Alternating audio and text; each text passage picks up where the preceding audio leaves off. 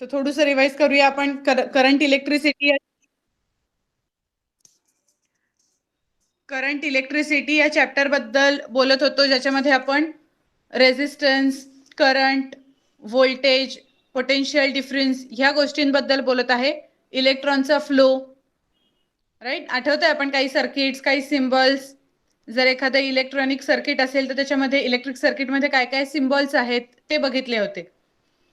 आता we'll move on to the next topic, which is conductors and insulators.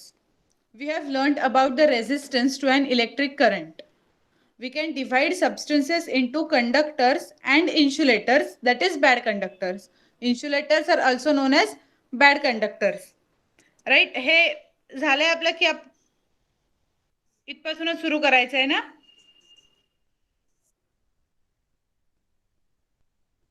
Okay, very good. So आपण एकदा हे वाचून घेऊया आणि मग पुढे जाऊया. Conductors, those substances which have very low resistance are called conductors. Current can flow easily through such materials. असे जे काही मटेरियल्स असतील ज्याच्यामधून करंट इझिली फ्लो होऊ शकेल, करंट पटकन पास होऊ शकेल, त्या मटेरियल्सना आपण कंडक्टर्स म्हणतो. आणि त्यांच्यामध्ये रेझिस्टन्स कमी असतो. म्हणजे करंटच्या फ्लोला असणारा अडथळा, याला आपण रेझिस्टन्स म्हणलो होतो, तो रेझिस्टन्स कमी असतो. Insulators, those substances which have extremely high resistance and through which current cannot flow are called insulators. असे जे काही सबस्टन्स आहेत, फॉर एक्झाम्पल वूड, ज्याच्यामध्ये भरपूर सारा रेझिस्टन्स आहे, करंट फ्लोच होऊ शकणार नाही, बरेच अडथळे आहेत, त्याच्यामुळे करंट फ्लो होणार नाही. So such materials are known as insulators. Why are some substances conductors while others are insulators? Why can our body conduct electricity? स्वतः हे काही बेसिक क्वेश्चन्स आहेत जे आपल्याला पडायला पाहिजेत, की काही सबस्टन्सेस आपण का त्यांना म्हणणार की हा कंडक्टर आहे. मग फॉर एक्झाम्पल मेटल्स आहेत, तर मेटल्स कंडक्टर्स आहेत, वूड इन्सुलेटर आहे. व्हाय इज इट सो? आपली बॉडी इलेक्ट्रिसिटी कंडक्ट करू शकते, शॉक लागतो, सो तेव्हा काय होतं की इलेक्ट्रिसिटी आपल्या बॉडीमधनं पास होतीये म्हणून शॉक लागतोय. तर ते सगळं कशामुळे होणार आहे? तर it will be because of low resistance. It will be because of low resistance and second, flow of electrons. Okay. So now हा एक्सपेरिमेंटल सेटअप आहे फक्त, ज्याचा तुम्हाला ग्राफ प्लॉट करायचा आहे. तर तो आत्तासाठी आपण स्किप करूया, कारण डिरेक्टली ह्याच्यावरती एक्झाम मध्ये क्वेश्चन्स तुम्हाला आत्ता येणार नाहीत, कारण जेव्हा प्रॅक्टिकलचा पार्ट आहे हा, म्हणून आपण पुढे जाऊया. सॉल्व्ड एक्झाम्पल्स पण आपण नंतर बघूया. I guess we have solved these examples already. V is equal to IR चे इक्वेशन वापरून आपण एक्झाम्पल सॉल्व्ह केलेली आहेत.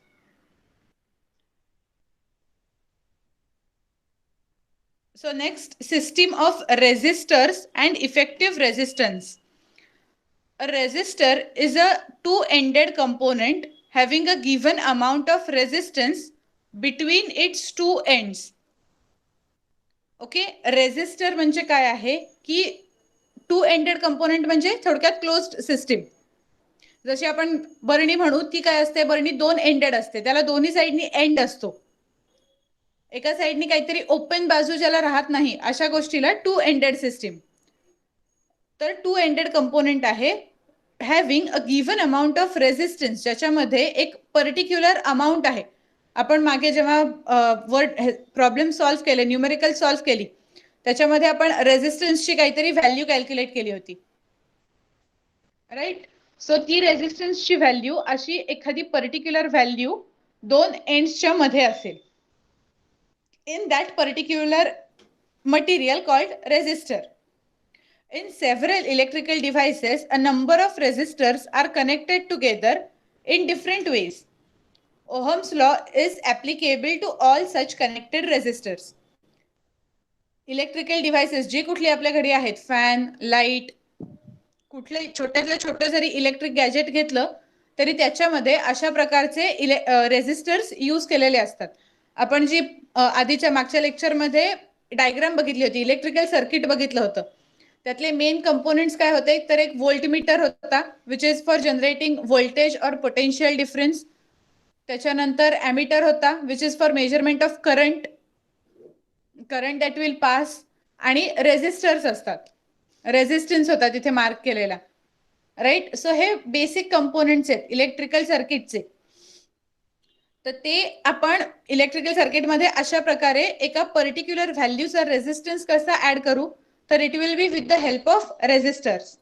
So first part of that is resistors in series. सिरीजचं लिटरल मिनिंग माहितीये, एका मागोमाग एक ज्या गोष्टी असतात, 1 2 3 4 are numbers in a series. Okay, एका नंतर दुसरा, हे एका मागोमाग एक लगेच इमिजिएटली येत असतील तर आपण त्याला काय म्हणतो, it is in series. Same इथे रेझिस्टर्स बद्दल आहे. तुम्ही जर डायग्राम बघितली तर डायग्राम मध्ये दिसेल R1 R2 R3 हे 3 रेझिस्टर्स आहेत आणि ते एका मागोमाग एक लावलेत, म्हणून आपण त्याला म्हणतोय resistors are in series. You can see that the ends of the 3 resistors are connected so that they follow one after the other in a single line. पहिल्याचा R1 चा एंड हा R2 च्या स्टार्टिंगला कनेक्टेड आहे. कसा की ते एका मागोमाग एक आहेत, सिरीज मध्ये आहेत, एका लाईन मध्ये आहेत. These resistors are said to be connected in series. अशा रेझिस्टर्सना आपण सिरीज मध्ये कनेक्टेड आहेत असं म्हणतो. In such an arrangement, the same current flows through each resistor. आता जो काही फ्लो करंटचा फ्लो असेल तो प्रत्येक रेझिस्टर मधनं सेम होणार, राईट. सगळे एका मागोमाग एकच आहेत, त्यामुळे प्रत्येकातून जाणारा हे सेमच असणार आहे. फॉर एक्झाम्पल पाईप आहे, पाईपच्या मधनं समज आपण पाणी टाकलं आणि 3 कोपऱ्यात जर आपण स्टडी करत असू तर सेम फ्लोनी जर का आपण पाणी पास केलंय तर तिन्ही ठिकाणून पाणी सेमच जाईल, तेवढीच अमाऊंट पास होईल. सिमिलरली इथे सुद्धा तेवढाच करंट तिन्ही रेझिस्टर्स मधनं फ्लो होणार आहे, कारण ते एका पाठोपाठ एक आहेत. जेव्हा आपण दुसरा शिकू तेव्हा तुम्हाला जास्ती व्यवस्थित ही दोन मधली कंपॅरिझन कळेल. The value of current is I and the potential difference between C and D is V. आपण मग बघितलंय की 3 मेन कंपोनेंट्स आहेत जे आपण इलेक्ट्रिक सर्किट घेऊ, त्याचे 3 मेन कंपोनेंट्स आहेत, करंट, व्होल्टेज आणि रेझिस्टन्स. त्यामुळे आपण त्या 3 बद्दल इथे बोलतोय की C आणि D च्या मधला पोटेन्शियल डिफरन्स किंवा व्होल्टेज V आहे, करंट I आहे. The 3 resistors R1, R2 and R3 are connected in series in the circuit. Let the voltages across them be V1, V2 and V3. तिन्ही मधनं flow होणारा current same असणार आहे, पण potential difference 3 मधला वेगळा आहे जो आपण V1, V2, V3 घेतलाय. आणि overall from C to D total potential difference किती असेल, V will be equal to V1 plus V2 plus V3. तिन्ही रेझिस्टर्सच्या अराउंड जो पोटेन्शियल डिफरन्स येईल त्याची ऍडिशन जेव्हा आपण करू तेव्हा टोटल पोटेन्शियल डिफरन्स त्या सर्किट मधला आपल्याला समजेल. So if S for series, R आणि छोटासा S लावलाय, तिथे सबस्क्रिप्ट दिली आहे R ला S ची, तर ती S म्हणजे काय आहे, सिरीज साठी तो S सिंबल यूज केलाय. Is the effective resistance between C and D. म्हणजे R1, R2, R3 या तिघांनाही ऍड केल्यावर जो रेझिस्टन्स होईल त्याला आपण नाव देणार RS, that is total resistance. Then according to Ohm's law V is equal to IRS. Current will remain same, तिन्ही मधनं पास होणारा current same I, potential difference V1 plus V2 plus V3 that is capital V, आणि तिन्हीचा R1 plus R2 plus R3 म्हणून RS. So V is equal to IRS. Now individual जर आपण consider करत गेलो, एक आपल्याला सगळ्याचं टोटल इक्वेशन येतंय V is equal to IRS. आपण इंडिव्हिज्युअली कन्सर्न केलं की V1 is equal to IR1, V2 is equal to IR2, V3 is equal to IR3. कारण जिथे पोटेन्शियल डिफरन्स V1 आहे तिथे आपण कन्सिडर केलेला रेझिस्टन्स R1 आहे. फॉर एक्झाम्पल जर मी व्हॅल्यू मध्ये बोलतीये तर मी एके ठिकाणी 2 एवढा रेझिस्टन्स अप्लाय केलाय तर तिथे किती पोटेन्शियल डिफरन्स येईल, करंट सेम ठेवून. सपोज करंट 2 आहे तर तिथे 4 येईल. पुढच्या ठिकाणी मी रेझिस्टन्स केला 3, करंट सेम आहे 2, तर V2 6 होईल. सो अशा व्हॅल्यूज व्हेरी होत जाणार. Substituting all these in equation 1 we get equation 1 मध्ये दिसतंय तुम्हाला V इज इक्वल टू आपण काय लिहिलंय V1 plus V2 plus V3. त्याच्यामध्ये आपण आपल्या आत्ता ज्या आपण व्हॅल्यूज लिहिल्या आहेत त्या सबस्टिट्यूट करायच्या. म्हणजे काय केलं आपण IRS is equal to IR1 plus IR2 plus IR3. आता सगळीकडे आता सपोज एक मिनिट मी व्हाईट बोर्ड ऑन करते आणि सांगते.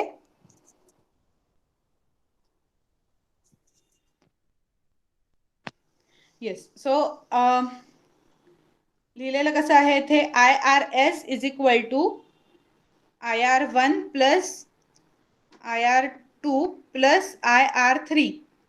तर आता आपण काय करू शकतोय की इथे तर IRS आहेच आहे. ह्या सगळ्या टर्म्स मधून प्रत्येक टर्म मध्ये तिन्ही मध्ये I हा कंपोनेंट आहे. I हे सिंबल यूज केलेलं आहे, करंटचा यूज केलेला आहे, म्हणून आपण I कॉमन काढून ब्रॅकेट मध्ये लिहू शकतो R1 plus R2 plus R3. Right. आणि इथे IRS आहेच आहे, दोन्ही साईडला I आहे म्हणून तो कॅन्सल होईल. आणि कॅन्सल करून झाल्यावर फायनल इक्वेशन इथे तुम्हाला दिसतंय समोर RS is equal to R1 plus R2 plus R3. Okay. I गायब कुठे झाला तो कळलाय? I कुठे गेला तो कळला नक्की? Very good. हे कॅन्सल कसं होतं हे तुम्हाला मॅथ्स मध्ये पण लागणार आहे, त्यामुळे लक्षात ठेवा. If n resistors are connected in series म्हणजे काय की थोडक्यात जे आपण पहिले म्हणलं होतं की हा तिन्हीचा रेजिस्टन्स हा एकत्र ॲडअप होणार, ते आपण प्रूव्ह केलं की RS is equal to R1 plus R2 plus R3. आणि जर n number of resistors add केले, आता आपण 3च ऍड केले, जर आपण 40 ऍड केले तर R1 टू R40 एवढ्या सगळ्यांची आपल्याला ऍडिशन करायला लागेल. ओके. नाव समरी वाचूया आपण या सगळ्याची. If resistors are connected in series the same current flows through each resistor. The effective resistance of the resistors is equal to the sum of their individual resistances. जे आपण आता equation मध्ये derive केलं होतं RS is equal to R1 plus R2 plus R3. The potential difference between the two extremes of the arrangement is equal to the sum of the potential differences across individual resistors. म्हणजे V is equal to V1 plus V2 plus V3 हे त्यांनी इथे आपल्याला सांगितलं. Next, the effective resistance is larger than each of the individual resistances. हे सरळ आहे. RS हा तिन्हीची ऍडिशन करतोय आपण, लिनियर ऍडिशन करतोय. फॉर एक्झाम्पल जर मी R1 2 आहे, R2 3 आहे आणि R3 4 आहे असं सांगितलं तर आपण काय करू 2 plus 3 plus 4. So effective resistance होता ना तो 9 होणार. So that effective resistance will be always higher than that of the individual resistance. This arrangement is used to increase the resistance in a circuit. Circuit मध्ये जर आपल्याला resistance वाढवायचा आहे तर आपण ही अरेंजमेंट यूज करू शकतो, कारण सरळ ऍडअप होऊन इफेक्टिव्ह रेजिस्टन्स वाढणार आहे. Okay.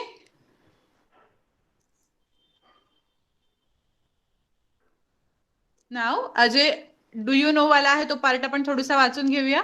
When resistors are connected in series, they are connected one after another. If any one of them does not function, the circuit breaks and there is no flow of electricity. सरळ आहे की आता suppose हे circuit बघा, ह्याच्यामध्ये suppose R2 fail झाला तर current pass होताना त्याला R1 चा चॅनल मिळेल, मध्येच R2 फेल झालाय, सो ओव्हरऑल सर्किटच बंद पडून जाईल. If two bulbs are connected in series, they will both give less light than if they had been connected individually. If three bulbs are connected in series, their light output will decrease further. What is the reason behind this? आता suppose आपण resistance त्याला offer करणारा series मधला आहे, जर individual connection दिलं तर light ब्राईटर मिळू शकतो, बट त्याचा रेजिस्टन्स इफेक्टिव्ह वाढत जाणार. आपण आताच लास्ट सेंटेन्स जे वाचलं, लास्ट नाही सेकंड पॉइंट, एक मिनिट हा परत बघते, फोर्थ पॉइंट आहे इफेक्टिव्ह रेजिस्टन्स. इफेक्टिव्ह रेजिस्टन्स हा जास्ती आहे, फोर्थ पॉइंट बघा, the effective resistance is larger than each of the individual resistance. So जर आपण एक एक बल्ब इंडिव्हिज्युअली लावला तर त्याचा रेझिस्टन्स हा कमी असणार आहे आणि त्यामुळे त्याचा लाईट हा जास्ती असणार. ऑन दी अदर हँड जर आपण तिन्ही रेझिस्टन्स ऍड करून इफेक्टिव्ह रेझिस्टन्स लावला, RS मिळाला त्याला, तर लाईट कमी कमी होत जाणार, कारण जितके आपण रेझिस्टन्स वाढवणार तितका इफेक्टिव्ह रेझिस्टन्स वाढणार आणि त्यामुळे लाईट कमी होणार. समजलंय?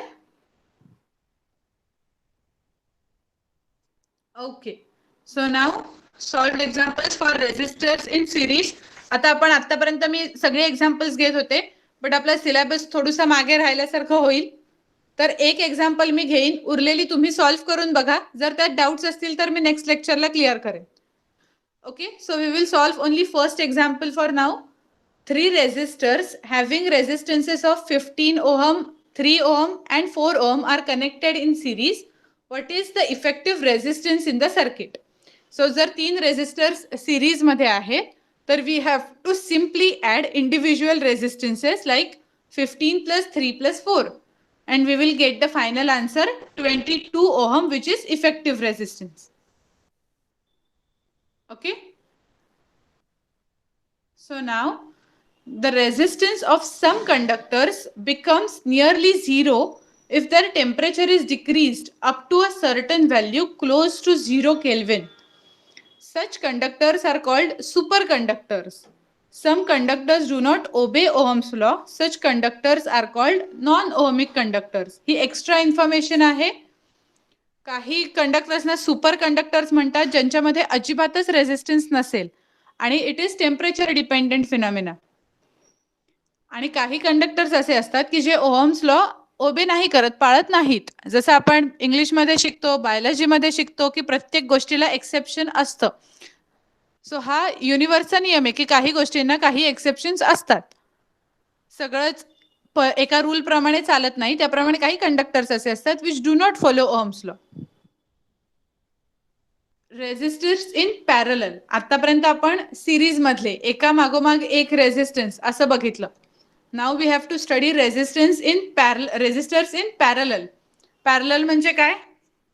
When two lines do not meet each other, we call them as parallel lines. तर जेव्हा दोन रेझिस्टन्सचे एंड किंवा स्टार्टिंग एकमेकांना डिरेक्टली कॉन्टॅक्ट मध्ये येणार नाही, अशा प्रकारे तुम्ही डायग्राम मध्ये बघू शकता एका खाली एक रेझिस्टर्स अरेंज केलेले. सो ह्या अरेंजमेंटला रेझिस्टर्स आर इन पॅरलल असं म्हणतात. Resistors are said to be connected in parallel when their ends are connected at both sides as shown in figure. आपण वरती बघितलं तेव्हा कसे कनेक्टेड होते ते एकमेकांना, एकाचा शेवट दुसऱ्याच्या सुरुवातीला अटॅच्ड होता. इथे तसं काही नाहीये. The figure shows 3 resistors R1, R2 and R3 connected in parallel between points C and D. V is the potential difference between C and D. Same आहे मगासारखं. C आणि D च्या मध्ये 3 रेझिस्टर्स आहेत. मगाशी 3 रेझिस्टर्स आपण पॅरलल एका पाठोपाठ एक लावले होते. ह्या कंडिशन मध्ये आपण जे 3 रेझिस्टर्स आहेत एका पाठोपाठ एक सिरीज मध्ये लावले होते, इथे आपण ते 3 रेझिस्टर्स एका खाली एक पॅरलल मध्ये लावलेले आहेत. Potential difference across them is same, that is V. Let I1, I2 and I3 be the currents flowing through R1, R2 and R3 respectively. याच्यात एक मेजर फरक लक्षात आला तुमच्या. जेव्हा आपण सिरीज मध्ये लावले होते तेव्हा current flowing through them was same, potential difference was different.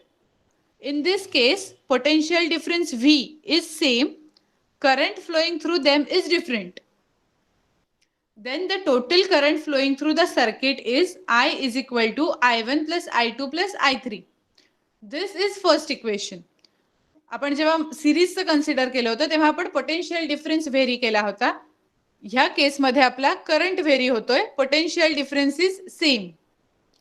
So now let RP, here the subscript P is used for denoting it parallel. मग अशी आपण RS यूज केला होता. S चं मीनिंग होतं सिरीज मध्ये आहेत म्हणून. Here we are using P which is for parallel. So let RP be the effective resistance between C and D. According to Ohm's law, we know what Ohm's law says. I is equal to V upon R.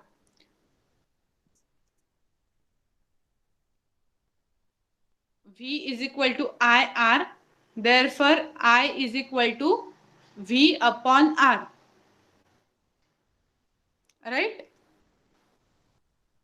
So I is equal to V upon RP. Similarly, आपण प्रत्येकासाठी असं लिहून घेणार I1 is equal to V upon R1, I2 is equal to V upon R2. Substituting this in equation 1. मगच सारखंच आपण आता I च्या जागी काय सबस्टिट्यूट करणार V upon RP, which will be equal to V upon R1 plus V upon R2 plus V upon R3. सगळ्यामध्ये मगाशी जसं आपण I कॉमन काढला होता, इथे वी कॅन V आपण ह्या सगळ्यामधनं V कॉमन काढू शकतो. Then if n resistors are connected in parallel, what will be the equation? 1 upon Rp is equal to 1 upon R1 plus 1 upon R2 up till 1 upon Rn. Okay, फरक लक्षात आला दोन equation मधला. आपण जेव्हा RS लिहिलं होतं तेव्हा RS is equal to R1 plus R2 plus R3 directly करत होतो. आणि जेव्हा आपण 1 अपॉन RP केलं तेव्हा आपण काय केलंय 1 upon RP is equal to इथे आता उलट झालंय 1 upon R1 plus 1 upon R2 plus 1 upon R3 up to 1 upon Rn. Fraction आलाय. Even if any one of the several bulbs connected in parallel becomes non-functional because of some damage to its filament, the circuit does not break, as the current flows through the other paths and the rest of the bulbs light up. Major difference in series and in parallel is this. आपण बघितलं series मध्ये समज एखादा resistor बंद पडला तर काय होणार आहे, अख्खं सर्किट बंद पडतंय. बट तेच सपोज ह्या केसमध्ये इथे जिथे आपण बघतोय पॅरलल मध्ये जोडलेले आणि R2 बिघडला तर current can flow through channel of R1, current can flow through channel of R3. Okay, उरलेले जे बल्ब आहेत ते तरी ऍटलिस्ट लाईट अप होतील. When several bulbs are connected in parallel, they emit the same amount of light as when they are connected individually in the circuit, while bulbs connected in series emit less light than when connected individually. हे आपण मगाशी बघितलं की त्याचा effective resistance हा कमी होत जातो. त्याचा इंडिव्हिज्युअल रेजिस्टन्स हा कमी होतो, इफेक्टिव्ह रेजिस्टन्स जास्ती असतो, त्याच्यामुळे लाईट कमी येतो. आणि ह्या केसमध्ये असा काहीच डिफरन्स नाहीये, एका बल्बसाठी एक वेगळा रेजिस्टर आहे. ओके, सो सगळ्याचा जो लाईट येईल तो सेमच येईल. मगाच सारखं जे आपल्याला इन शॉर्ट आपण काय लिहू शकतो, if a number of resistors are connected in parallel, the inverse of the effective resistance that is 1 upon Rp is equal to the sum of inverses of individual resistances. So 1 upon Rp is equal to 1 upon R1 plus 1 upon R2 plus 1 upon R3 जे आपण derive केलं ते. The current flowing through an individual resistor is proportional to the inverse of its resistance, and the total current flowing through the circuit is the sum of currents flowing through individual resistors. जे I is equal to I1 plus I2 plus I3 use केलं आपण ते equation. The potential difference across all resistors is the same. That is V for all is same. The effective resistance of resistors connected in parallel is less than the least resistance of individual resistors. म्हणजे काय की the effective resistance that is Rp connected in parallel is less than the least resistance of individual resistors. म्हणजे जो सगळ्यात कमी असेल, for example मी असं म्हणलं सगळ्यात कमी रेजिस्टन्स आपण 2 असा इमॅजिन करतोय तर, आणि पुढचे 3 आणि 4 आहेत, तर आपण कशी ऍडिशन करणार आता 1/2 plus 1/3 plus 1/4. So the answer, the effective resistance will be less than 2. This arrangement is used to reduce the resistance in a circuit. जेव्हा आपल्याला सर्किट मधला रेजिस्टन्स वाढवायचा असेल तेव्हा आपण सिरीज मधली वापरणार, जेव्हा आपल्याला तो कमी करायचा असेल at that time we will use parallel arrangement. So example एक घेऊया आपण, resistors having resistances of 15, 20 and 10 are connected in parallel. What is the effective resistance in the circuit? So आता आधी गिव्हन लिहून घेतलंय, त्याच्यानंतर 1/RP is equal to value substitute केल्या 1/15 plus 1/20 plus 1/10. Solve केल्यावर आन्सर आलं 13/60. So 13/60 is 1/RP. दरफर आपण उलट करणार, तो फ्रॅक्शनला रिव्हर्स करणार. So RP will be equal to 60/13 which is equal to 4.615 ohm. इथे बघू शकता तुम्ही, इफेक्टिव्ह रेझिस्टन्स हा इंडिव्हिज्युअल रेझिस्टन्सच्या सगळ्यात कमी व्हॅल्यूपेक्षाही कमी आला. सगळ्यात कमी इंडिव्हिज्युअल रेझिस्टन्स होता 10 ओहम आणि जो आपला फायनल रेझिस्टन्स आला RP आला तो आला 4.6 which is very much less than 10. हेच आपण मगाशी बघितलं. ओके, आता मी एक सम देते तुम्हाला सिमिलरली. मला फक्त तुमचं कॅल्क्युलेशन कशी करताय ते बघायचंय म्हणून. So write it down. 3 resistances देते मी.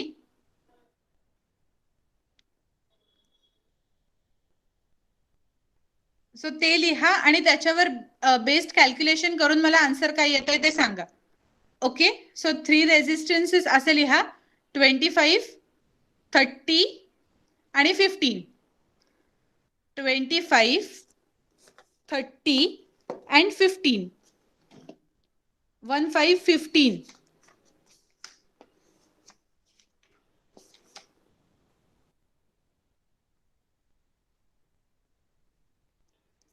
समजले? 3 रेझिस्टन्स मी काय डिक्टेट केले ते 15, 25, 30 आणि 15.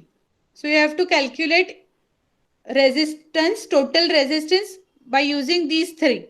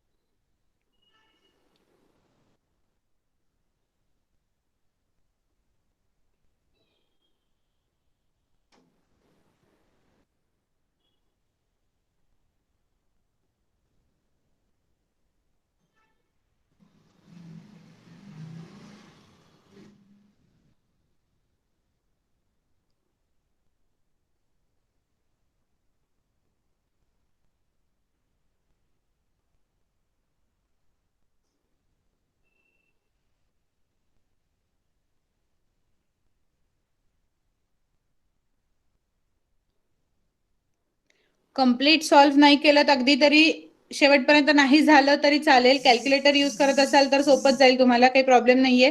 बट शक्यतो don't use, try not to use calculator. आणि जे फायनल आन्सर फक्त फ्रॅक्शन जो येतोय तो मला सांगा.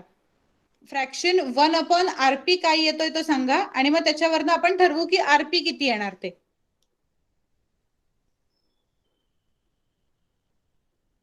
R you solving it?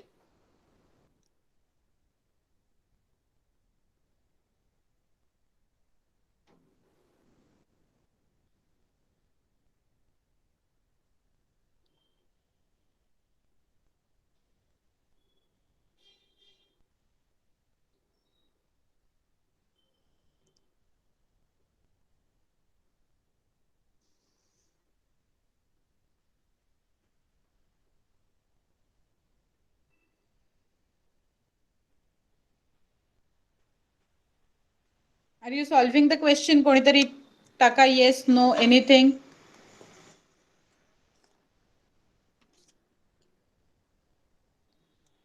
Okay, very good. Please solve. Perfect. जे फ्रॅक्शन येईल तुमचं तिथपर्यंत सांगा मला. थोडस मोठी जास्ती कॅल्क्युलेशन येत आहेत, बरोबर आहे.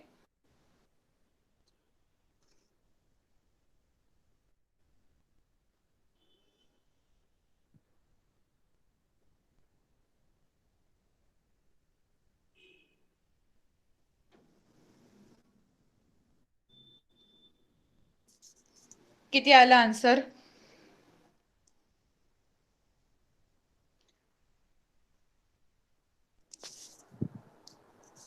आधी सगळ्यांना व्यवस्थित माहिती आहे ना की आपल्याला डिनॉमिनेटर आधी इक्वल करून घ्यायला लागणार आहे, त्याच्याशिवाय we cannot solve it.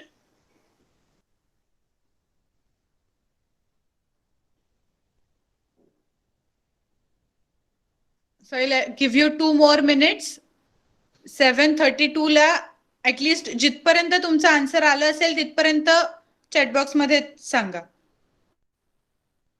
So that मला फक्त तुमची कॅल्क्युलेशन कशी होत आहेत ते बघायचंय. बाकी याच्यामध्ये वेगळा फॉर्म्युला यूज करून काहीच करायचं नाहीये.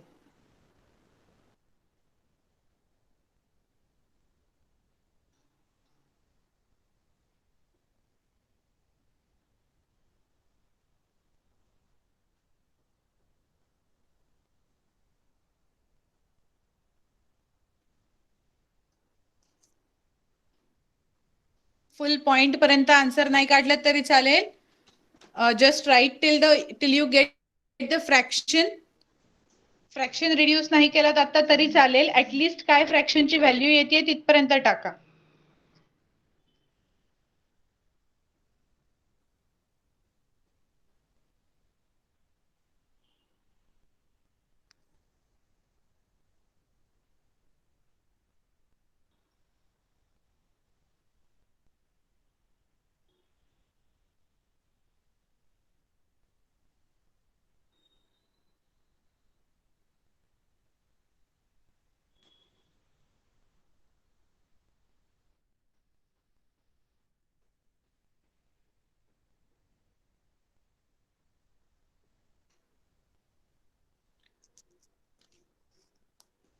$7.14. Okay,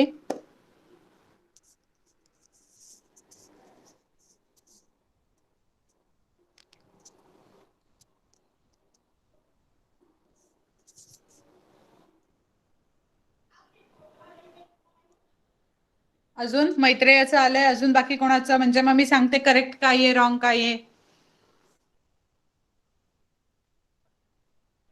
it's already 7:32. सो ज्यांचं कोणाचं कुठपर्यंत आलंय तिथपर्यंत टाका. द्विजेश, जय, जेवढं आन्सर आलंय तेवढं तरी टाका at least.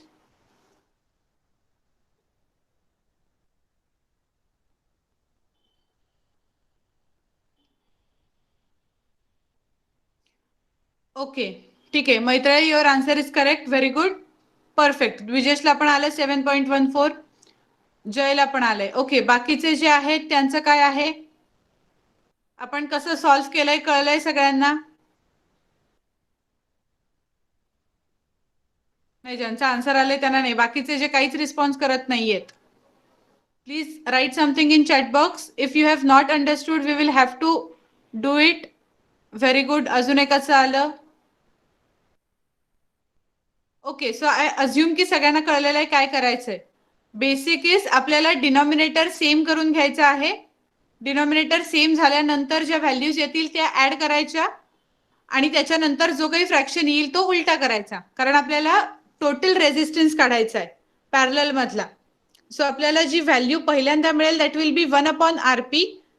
So we have to find RP, therefore we will reverse that fraction and then we will solve it. So finally ज्यांचं आता 7.14 आन्सर आलंय त्यांचं लास्ट स्टेपला असं आलं असेल 11250 डिवाइडेड बाय 1575 असं आलं. आणि मग हे रिड्यूस करत गेल्यावर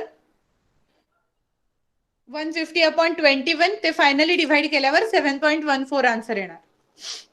ओके, आता हे नंबर्स मोठे होते बट सोपे होते, सगळे 5 नी डिव्हिजिबल होते, मल्टिप्लिकेशन सोपी होती. सो इट इज पॉसिबल की एक्झाम मध्ये असे क्वेश्चन्स येऊ शकतात.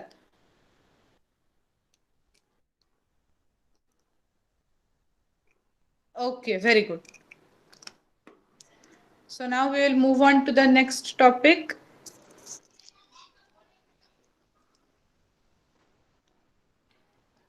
Domestic electrical connections. The electricity in our homes is brought through the main conducting cable either from the electric pole or from underground cables. जे आपल्या घरी वीज येते ती कंडक्टिंग केबल मधनं आयदर इलेक्ट्रिक पोल्स असतात किंवा अंडरग्राउंड केबल्स असतात. डिपेंडिंग ऑन कुठे आपण राहतो आहे, कुठल्या एरियामध्ये. काही एरियामध्ये इलेक्ट्रिक पोल्स असतात, ओव्हरहेड वायर्स असतात, काही ठिकाणी ते अंडरग्राउंड असतात. Usually there are 3 wires in the cable. One is called the live wire, which brings in the current. It has a red or brown insulation. The other wire is called neutral wire, through which the current returns. It is blue or black. In India, the voltage difference between the live and neutral wires is about 220 volt. Both these wires are connected to the electric meter through a fuse. Fuse काय असतो माहितीये कोणाला? Fuse बद्दल कुठे ऐकलंय काही?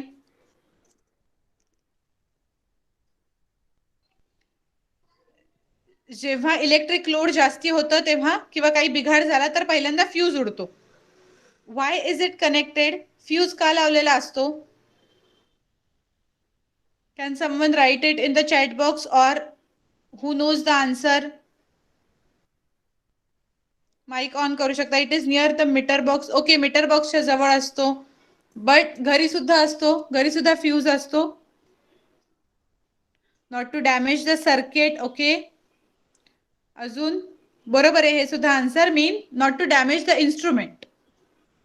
Right. For example आपण fuse connect केलाय, जर इलेक्ट्रिसिटीमध्ये किंवा करंट फ्लो होण्यात काही प्रॉब्लेम झाला तर फ्यूज आधी उडतो आणि फ्यूज उडल्यामुळे सप्लाय बंद होतो आणि ज्याच्यामुळे आपली जी इन्स्ट्रुमेंट्स आहेत, जर त्या करंट मधल्या बिघाड डायरेक्ट इन्स्ट्रुमेंटवर येऊन पडला तर काय होईल? ते इन्स्ट्रुमेंट डॅमेज होईल, which is costly.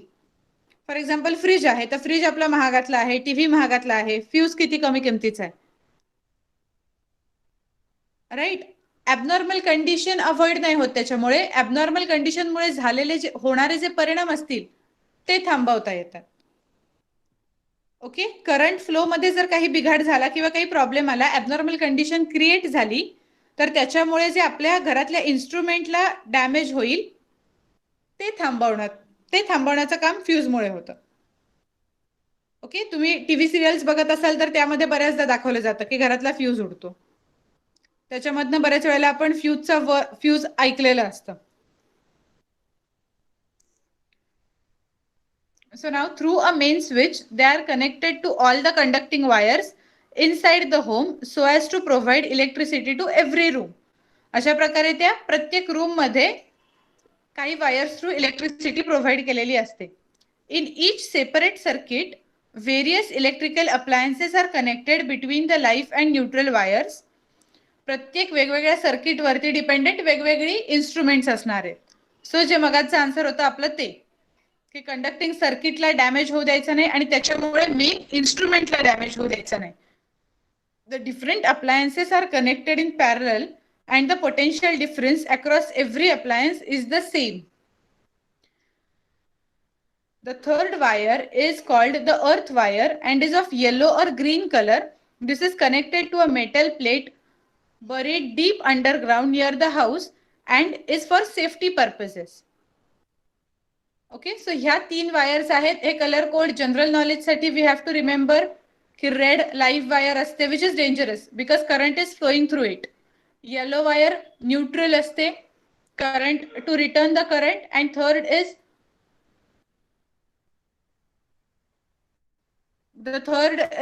yellow or green color which is earthing wire and blue or black color which is neutral wire. Okay, so what is fuse wire? A fuse wire is used to protect domestic appliances. Fuse is used to protect appliances or instruments. It is made of a mixture of substances and has a specific melting point. It is connected in series to the electrical appliances. If for some reason the current in the circuit increases excessively, the fuse wire gets heated up and melts. The circuit gets broken and the flow of current stops, thus protecting the appliance. This wire is fitted in a groove in a body of porcelain like non-conducting material.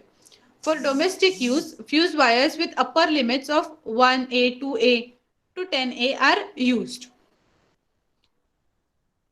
Okay, so ह्या दोन्ही प्रकारचे cartridge fuse पण बघितला असेल, ceramic fuse पण बघितला असेल तुम्ही. सिरामिक फ्यूज आपण जास्ती कॉमनली बघतो कार्ट्रिज फ्यूज काही स्पेसिफिक इन्स्ट्रुमेंटसाठी यूज केलेला असतो, एकदम रेअरली तो आपण बघतो. मेन फंक्शन काय आहे त्याचं, तर त्याच्यामधली जी वायर आहे ती टेम्परेचर सेन्सिटिव्ह आहे. जर करंट वाढला तर टेम्परेचर वाढेल आणि त्याच्यामुळे ती वायर ती अशा एका स्पेसिफिक मेटलची बनवलेली असेल की त्या टेम्परेचरला ते विस्टँड होणार नाही. तेवढा करंट वाढला की तेवढं टेम्परेचर होईल ज्याला ती wire withstand. Both are effective, both are good. इन्स्ट्रुमेंटच्या डिमांडनुसार ते फ्यूज असणार. ओके, सो त्याच्यामध्ये जेव्हा आयदर ऑर असेल तर आपण कॉस्टचा विचार करू. The best one is, I guess, then ceramic is the best if we are considering it in that way. Okay, because I think it is most commonly used in the house. Yes, for preparation we will prefer ceramic, कारण ते जास्ती आपण बघतो. Old sockets मध्ये जास्ती commonly आपण ते बघतो. राईट. कार्ट्रिजचे वेगळे काही फायदे असतील तर तेही आपल्याला चेक करून घेता येतील की कार्ट्रिजचे काय फायदे आहेत आणि whether it is more effective with respect to melting or protecting instrument in its function or with respect to cost. कदाचित असंही असेल की सिरॅमिकची थोडीशी ऍक्टिव्हिटी कमी असली तरी कॉस्ट कमी आहे आणि त्या मानाने कार्ट्रिजचं फंक्शन किंचित जास्ती आहे, कॉस्ट खूप आहे. So in that way we will have to check it. Precautions to be taken while using electricity, हे कॉमनली हे जनरल नॉलेजसाठी आहे आपल्या. Electric switches and sockets should be fitted at a height at which small children cannot reach and put pins or nails inside. Plug wires should not be pulled while removing a plug from its socket. हे नॉर्मलच आहे, आपण घरी सुद्धा हे बघतोच की भरपूर हाईट वरती जी इलेक्ट्रिक स्विच जे सॉकेट्स असतात ती जास्ती उंचीवर लावलेली असतात की लहान मुलांनी बोटं वगैरे घालू नयेत किंवा पिन्स घालू नयेत, कारण त्याच्यातून करंट फ्लो होऊ शकतो आणि शॉक लागू शकतो. Before cleaning an electrical appliance, it should be switched off and its plug removed from the socket. जेव्हा केव्हा आपण इलेक्ट्रिकल इन्स्ट्रुमेंट साफ करणार असू त्याचा प्लग काढून ठेवायचा आणि त्याच्यानंतरच त्याच्या बरोबर जे करायचंय ते करायचं साफसफाई. Because we are using water for cleaning purpose. त्यामुळे त्याच्यातून इलेक्ट्रिसिटी कंडक्ट होऊन शॉक लागायचे चान्सेस असतात. One's hands should be dry while handling an electrical appliance, and as far as possible, one should use footwear with rubber soles. As rubber is an insulator, it prevents the current from flowing through our body, thereby protecting it. So, it is preferable की आपण generally हे माहिती आपल्याला की हात कोरडे करायचे, पुसायचे आणि मगच जे स्विच ऑफ करायचं असेल कुठलं तर ऑफ करायचं. राईट. ओल्या हाताने केलं तर काय होईल, परत same. Water conductor of electricity, जर इलेक्ट्रिसिटी पास झाली आपल्या शरीरात जाऊ शकते, शॉक लागू शकतो. म्हणून हात कोरडे करायचे आणि त्याच्यानंतरच स्विच ऑन ऑफ जे काही करायचं असेल ते करायचं. सेकंड मोस्ट इम्पॉर्टंट थिंग, रबरचा यूज का करायचा आहे, रबर फुटवेअरचा, तर त्याच्यामुळे आपल्या शरीरातनं जी electricity, our body is good conductor of electricity. जर शॉक इलेक्ट्रिक करंट फ्लो होणार असेल तर त्याला ऑब्स्ट्रक्शन पाहिजे काहीतरी, म्हणून आपण काय लावणार तिथे, इन्सुलेटरचा यूज करणार की जेणेकरून तो फ्लो थांबेल. If a person gets an electric shock, you should not touch that person. You should switch off the main switch, and if the switch is too far or you do not know where it is located, then you should remove the plug from the socket if possible. If not, then you should use a wooden pole to push the person away from the electric wire. जर एखाद्या व्यक्तीला shock लागलेला आपल्याला समोर दिसतोय तर त्या व्यक्तीला जाऊन हात नाही लावायचा, कारण करंटचा फ्लो परत इलेक्ट्रिसिटी लो होऊ शकते. आपण काय करू शकतो तर आयदर मेन स्विच बंद करायचं. मेन स्विच कुठे आहे काय आहे आपल्याला सगळीकडचंच माहित नसेल तर प्लग काढायचा प्रयत्न करायचा. तोही जर आपल्याच्याने म्हणजे अवघड आहे प्लग काढणं, समोर आपल्या व्यक्तीच्या इलेक्ट्रिक शॉक लागलेला दिसतोय, आपण ऑलरेडी थोडीसे कितीही ब्रेव असली व्यक्ती तरी थोडीशी घाबरणार.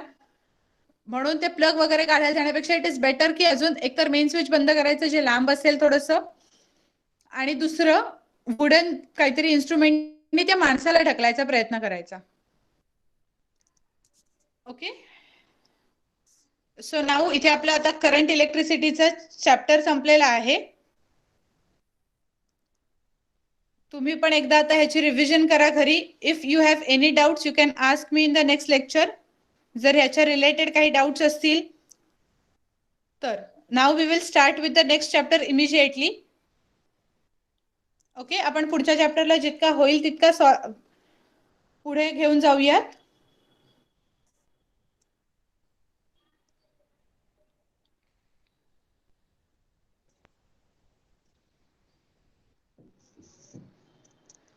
Measurement of matter. In the previous standards, we have learned that compounds are formed by chemical combination of elements.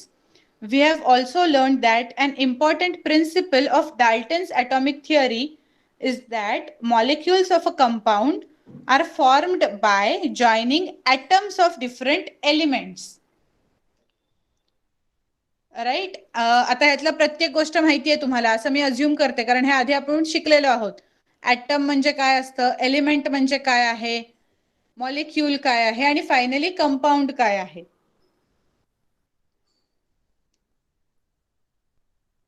Lodge of chemical नक्की सगळ्यांना आठवतंय. ॲटम, एलिमेंट, ॲटम्स एकत्र येणार, एक इंडिव्हिज्युअल ॲटम असेल, दोन एकत्र आले कुठला तरी एलिमेंट बनेल, दोन एलिमेंट एकत्र येऊन एखादा मॉलिक्यूल बनेल, दोन हा मिनिमम नंबर सांगतेय मी, दोन मॉलिक्युल्स एकत्र येऊन एक कंपाऊंड बनेल. आठवतंय ना हे? Atom, molecules, atom, elements, molecules, compounds. बरं, ॲटम कसला बनलेला असतो? ॲटमचं कंपोजिशन आठवतंय? Main components of item.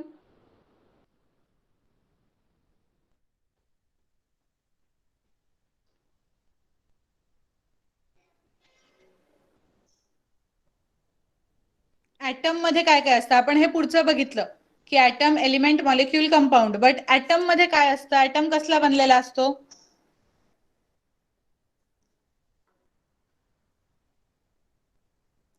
Perfect. Protons, neutrons and electrons. Very good. Correct. Perfect. Protons are positively charged, electrons are negatively charged. Neutrons have no charge. Perfect.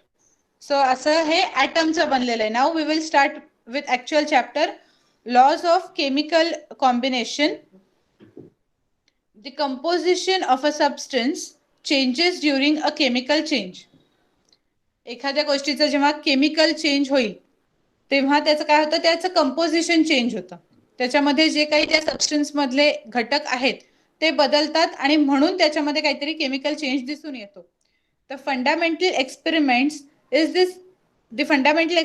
In this regard were performed by scientists in 18th and 19th century. While doing this, they measured accurately the substances used and formed. जे substance use केले आणि त्याच्यापासून जे substance form झाले यांचं accurate measurement ठेवलं. का तर त्यांना कंपोजिशनचा कसा चेंज होतोय हा स्टडी करायचा होता. The scientists Dalton, Thomson and Rutherford studied the structure of substances and the atom and thus discovered the laws of chemical combination. जे 3 सायंटिस्ट दिलेले आहेत आपल्याला त्यांनी काय केलं की कुठल्याही एखाद्या सबस्टन्सचं स्ट्रक्चर स्टडी केलं, ॲटम स्टडी केले आणि त्याच्या बेसिसवर केमिकल कॉम्बिनेशनचे लॉ डिफाईन केले. Scientist could then write the molecular formulae of various compounds on the basis of Dalton's atomic theory and the laws of chemical combination. Here we shall verify the laws of chemical combination by means of known molecular formulae. आता molecular formula म्हणजे काय माहितीये? खाली जे दिलेले आहेत calcium chloride, याचा calcium chloride हे नेम झालं केमिकल सबस्टन्सचं आणि त्याचा मॉलिक्युलर फॉर्म्युला म्हणजे किती मॉलिक्युल्स आहेत आणि काय आहे हे कळावं म्हणून काय आहे, CaCl2. So this is molecular formula. Okay, so ही ऍक्टिव्हिटी आहे with the help of we can see that some chemicals or some substances can change their form from one form into another. Okay, so हे पण experimental purpose साठी आहे. ते सुद्धा आता laboratory based आहे. ते आपण आता नको करूया. तुम्ही वाचून बघा, जर डाऊट्स आले तर मला विचारा. आणि जर मला काही व्हिडिओ सापडले की ज्याच्यामध्ये हे दिसतायत ऍक्टिव्हिटी केलेल्या, तर I will show you that in the next lecture. Law of conservation of matter. In the above activities, the mass of the original matter and the mass of the matter newly formed as a result of the chemical change are equal. जो काही आपण chemical substance घेतला असेल त्याच्यावर जी कुठली action घडतीये, for example heating, boiling, जे काही आपण करू त्या सबस्टन्सची, त्याच्यानी जो इनिशियली घेतलेला मास आहे तो आणि सगळी त्याची केमिकल रिएक्शन पूर्ण झाल्यावर राहिलेला mass of that substance will remain the same. In 1785, the French scientist Antoine Lavoisier inferred from his research that there is no rise or drop in the weight of the matter during a chemical reaction. त्या एखाद्या जे कुठला substance आहे, जो कुठला matter आपण त्याच्याबरोबर chemical reactions करतो आहे, त्याच्या वेट मध्ये काही फरक पडत नाही. ते वाढतही नाही आणि कमी होत नाही with the span of or starting or completion of the reaction. In a chemical reaction, the total weight of the reactants is same as the total weight of the products formed due to the chemical reactions, and this is called the law of conservation of matter. So जसं आपण energy is neither created nor be destroyed असा एक law केला शिकलो, तसाच इथे पण हा एक लॉ आहे केमिकल कन्झर्वेशन ऑफ मॅटरशी रिलेटेड. काय की जी मॅटरमध्ये मॅटरच्या एका पर्टिक्युलर वेटनी जी आपण रिॲक्शन स्टार्ट करू, ती संपेपर्यंत त्याचं वेट सेमच राहणार. संपल्यावर सुद्धा त्या गोष्टीचं वेट मास हे सेम राहणार, ते कमी जास्ती होणार नाही. Law of constant proportion. In 1794, the French scientist J.L. Proust stated the law of constant proportions as the proportion by weight of the constituent element in various samples of a compound is fixed. For example, the proportion by weight of hydrogen and oxygen in water is 1:8. वॉटरचा कुठल्याही ठिकाणचा कुठलाही molecule जरी तुम्ही घेतलात तरी त्यातलं proportion जे असेल बाय वेट एखाद्या पर्टिक्युलर एलिमेंटचं, फॉर एक्झाम्पल ऑक्सिजनचं किंवा हायड्रोजनचं, याचं जे वेटनी प्रपोर्शन असेल ते दोन्हीचं सेम असेल. So for example in case of water it is 1:8. This means that 9 grams of water is formed by chemical combination of 1 gram of hydrogen and 8 grams of oxygen. Okay, for example आता मी असं सांगितलं तुम्हाला की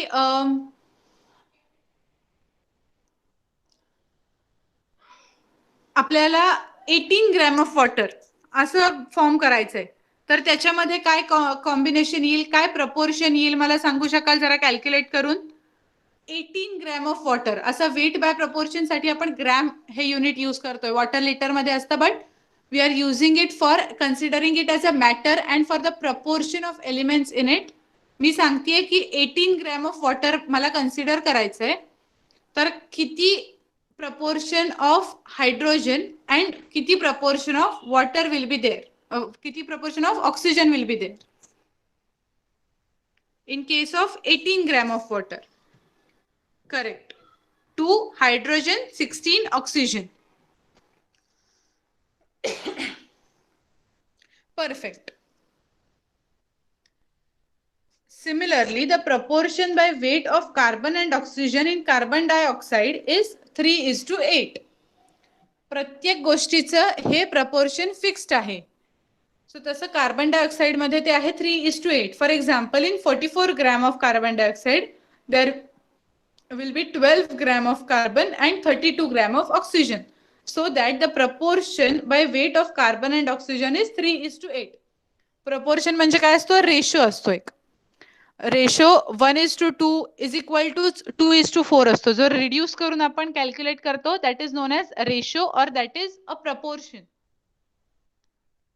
so numerical value जरी आपण इथे 12:32 लिहिली तरी ती रिड्यूस करून काय होणार आहे finally 3:8. Okay, so atom size, mass and valency हा पार्ट आहे तो आपण आता नेक्स्ट लेक्चरला स्टार्ट करूया. होमवर्कसाठी तुम्ही जो थर्ड चॅप्टरचा एक्सरसाइज आहे तो सॉल्व्ह करून ठेवून द्या. त्यातले न्यूमेरिकल्स पहिले सॉल्व्ह करा आणि ते अपलोड करा. न्यूमेरिकल्स मध्ये काही प्रॉब्लेम आले तर नेक्स्ट लेक्चरला विचारा. सॉल्व्ड एक्झाम्पल सुद्धा परत एकदा बघा व्यवस्थित. त्यात काही डाऊट्स असतील तर you can ask them in the next lecture. Okay, so for now we will stop. Thank you and bye.